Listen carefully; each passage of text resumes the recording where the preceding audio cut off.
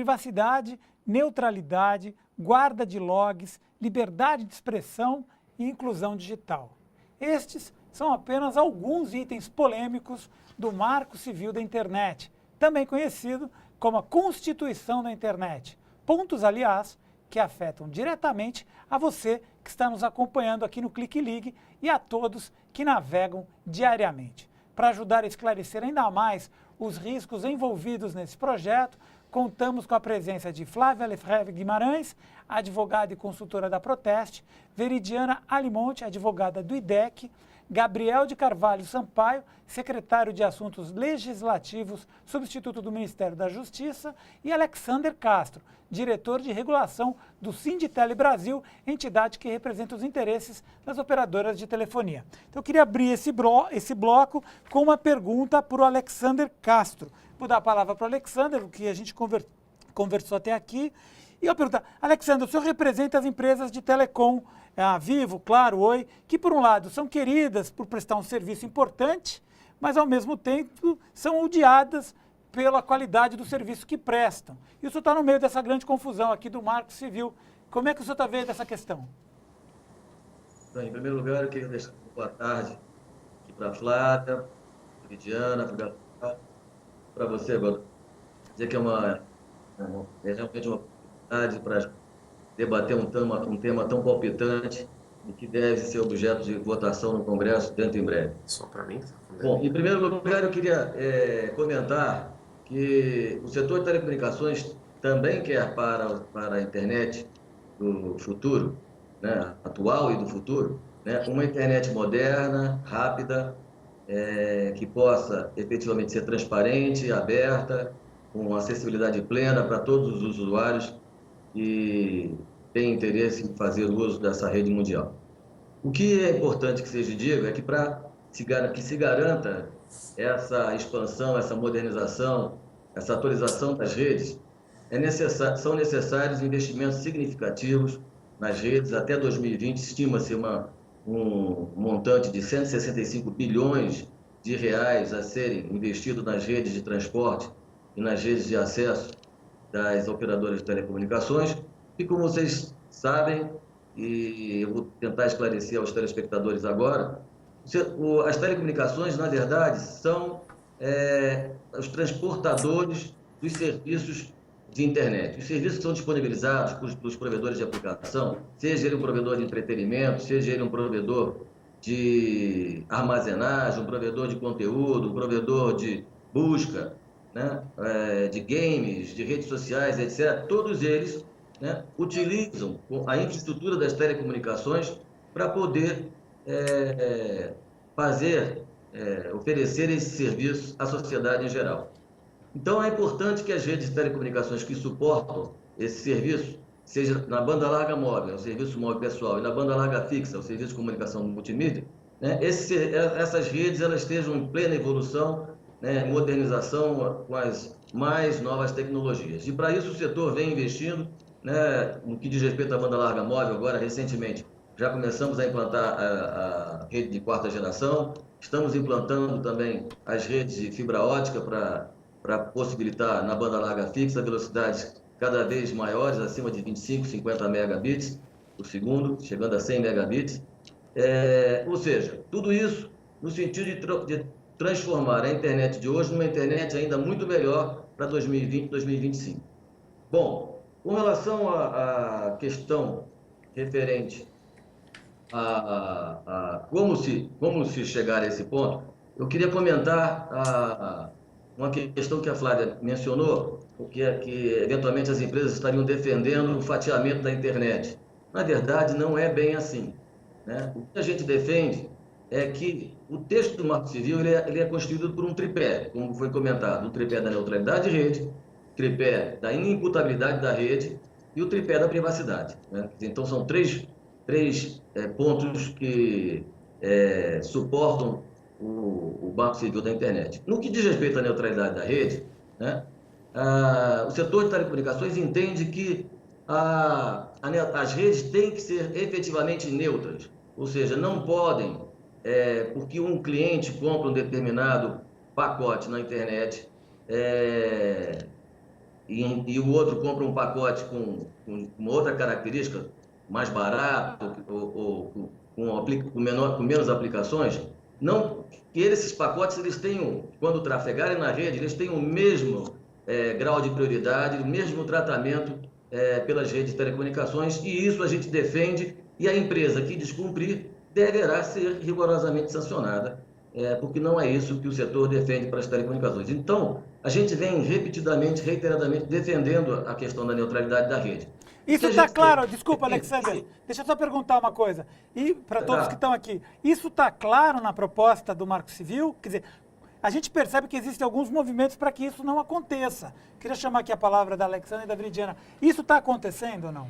Bom, é interessante ouvir a fala do Alexander no sentido de que as operadoras de telecomunicações não têm problemas com relação à garantia de que não possa haver discriminação no tráfego também em relação a serviços, se eu entendi bem. Porque as operadoras de telecomunicações, também como uma forma de remunerarem os seus investimentos, que ainda estão bastante aquém do necessário, especialmente nos lugares onde não são tão interessantes economicamente. Que é o caso do PNBL, que a gente abordou num programa recente, Exatamente. em que não estão colaborando com o PNBL, é isso? Exatamente. E o PNBL também não colabora com uma visão estratégica e essencial do serviço de acesso à internet. Quando a gente discute isso, justamente a gente está pensando por que a internet é um serviço essencial. Porque ela dá acesso a uma série de plataformas e serviços e conteúdos absolutamente relevantes, que, se adotado um modelo de negócio em que se possa, em planos mais baratos, bloquear determinado acesso, por exemplo, a vídeos online, bloquear acesso a plataformas de contribuição, a consultas públicas, bloquear acesso à possibilidade de você subir conteúdos, isso não é internet, isso é qualquer outra coisa menos internet. Dizem que é TV por assinatura. Dizem que é TV por assinatura, pois é. Então, as operadoras de telecomunicações vinham defendendo esse modelo de negócios como uma forma de remunerar ainda mais a sua atividade. E, na nossa opinião, isso fere a neutralidade da rede, isso fere a atual redação, ou pelo menos a última redação divulgada do Marco Civil em novembro. Então, eu gostaria de perguntar ao Alexander se ele é a favor, se ele é a favor da última redação divulgada em novembro, em 20 de novembro, pelo relator Alessandro Molon para o artigo 9º do Marco Civil, se está de acordo, se as propostas anteriores de alteração foram abandonadas. Posso responder então, Godoy? Por favor. Bom, são muitas perguntas, muitas colocações, muitas frentes abertas aí pela Viridiana. Eu vou procurar ser bem sucinto para esses pontos. Então vamos começar pelo primeiro ponto. A questão da qualidade da rede que ela mencionou. Na verdade, a qualidade da rede, dos acessos da banda larga, à internet, desde que em 2000 a Anatel aprovou o regulamento de gestão de qualidade do SCM, do SMP, onde definiu, de forma até inédita no mundo, padrões de qualidade para o acesso à banda larga. Então, por exemplo, só para ficar num único parâmetro, dentre os vários parâmetros que a Anatel definiu, vamos colocar a questão da velocidade. Então, hoje, existe um regulamento que define o seguinte: se a operadora vendeu um plano de 10 megabits, ela tem que necessariamente oferecer, na média, o usuário tem que navegar em 60% dessa velocidade. Então, 6 megabits seria a velocidade média. E é importante que se diga que essa média ela é calculada, o indicador é calculado em cima da mediana, ou seja, então, na verdade, os extremos, tanto para cima quanto para baixo, eles são excluídos, o que deixa de uma forma muito mais fidedigna qual é realmente a velocidade média que o usuário está navegando. Então, no exemplo que eu dei, 10 megabits seria uma velocidade média de 6 megas. E também estabelece que a velocidade mínima, ou seja, em nenhum momento o usuário pode falar em velocidade menor que 40% do que ele efetivamente vai contratar ou contratou da operadora. Então, no que diz respeito à qualidade, é uma questão que eu entendo, as empresas hoje estão fazendo significativos investimentos nas suas redes para conseguir chegar e atender essa qualidade que foi estabelecida pela Anatel e que vem sendo objeto de avaliação mensal por parte da agência reguladora e publicado mensalmente no seu site, tanto a banda larga móvel quanto a banda larga fixa. Alexander, rapidinho, só um comentário. É que nós estamos aqui com duas entidades, as maiores entidades de proteção ao consumidor do Brasil, da sociedade civil, a Proteste e o IDEC, né? E ambas relatam que as empresas de telefonia são campeãs, né, em reclamações. Isso porque as pessoas ainda não aprenderam o caminho da reclamação. A Flávia pediu a palavra em relação a isso. Em relação a isso, Alexander, eu queria dizer o seguinte, a Proteste está numa troca de correspondência com a Anatel por conta de uma interpretação que tem sido feita pela Anatel e pelas empresas, e é por isso que a gente se preocupa muito com a garantia da neutralidade da rede, de que os regulamentos de qualidade baixados pela Anatel não se aplicam a partir do momento em que o consumidor extingue a franquia de dados que ele tem. Que a garantia de uma velocidade média e de uma velocidade mínima só se aplica enquanto o consumidor está ali dentro da franquia de dados, depois não tem mais. E é justamente isso que a gente está questionando. E eu até entendo o Sinditele Brasil dizer que precisa de muito investimento. Nós também concordamos que precisa muito investimento, concordamos que a iniciativa privada não tem recursos suficientes, por isso a gente defende a banda larga também no regime público para destravar FUST, Fistel, que são recursos que poderiam ampliar os investimentos e garantir uma qualidade melhor de provimento. Agora, o que não pode é as empresas dizerem o seguinte, e a Anatel está dizendo também, porque alterou a resolução do SCM, para permitir que, esgotada a franquia de dados, não se aplique o regulamento de qualidade. E isso é uma discriminação que contraria a Lei Geral de Telecomunicações, contraria o Código de Defesa do Consumidor e nós somos francamente contra isso. Bom, quero chamar então o Gabriel, que está nos acompanhando aí. Você tem algum comentário, Gabriel?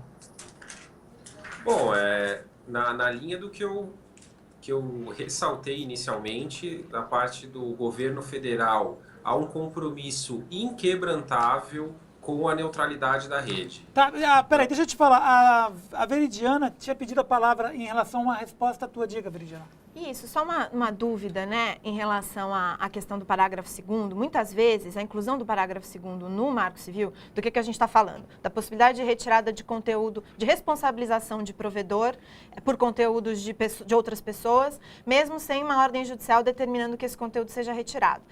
Foi criada uma exceção a essa regra geral específica para direitos autorais. E muitas vezes a argumentação para essa exceção é de que, na verdade, esse parágrafo estaria retirando a discussão de direitos autorais do texto do Marco Civil e levando para o processo da revisão da Lei de Direitos Autorais.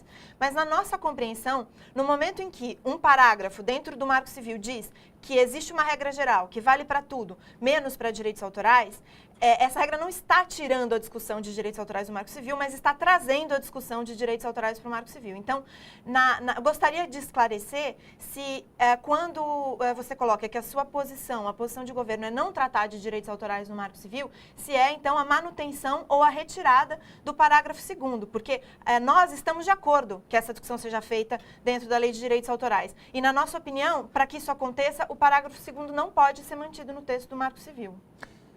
Bom, mas essa resposta vai ficar... Peraí, Gabriel, você tem mais um minuto para responder. Eu ainda tenho um tempinho aqui, diga. Não, o que nós dissemos nesse caso, e tem que ficar claro, é o seguinte. Eu entendo as colocações feitas pela Veridiana. O que nós dissemos é uma questão até de técnica jurídica. Como o assunto tem a sua complexidade, quando eu trato de direitos autorais, se ela está sujeita a um regramento próprio e eu tenho uma lei específica tratando disso de forma mais exaustiva, o mais correto, inclusive para viabilizar a discussão do Marco Civil da Internet, é que eu trate desse tema numa lei que trate de forma mais exaustiva dessa matéria. Então, para evitar que se traga toda uma discussão, um regulamento complexo sobre os direitos autorais para a discussão do Marco Civil, adotou-se, né, dentro de um consenso geral, que o encaminhamento pelo melhor tratamento numa lei específica. Então, para evitar que isso seja esgotado dentro de uma discussão que é muito mais ampla, tratando da internet, a opção foi para que, dentro de um consenso, para que isso fosse tratado na lei específica. Então, é isso que se buscou como encaminhamento. Mas, inclusive, dizendo que no dispositivo atual não está se tratando de forma expressa de uma notificação e retirada. Não está se dispondo sobre um procedimento de notificação e retirada no caso do direito autoral. O que está se dizendo é que esse tema vai ser tratado na outra lei. Maravilha. A gente vai fazer um pequeno intervalo e a gente volta já já.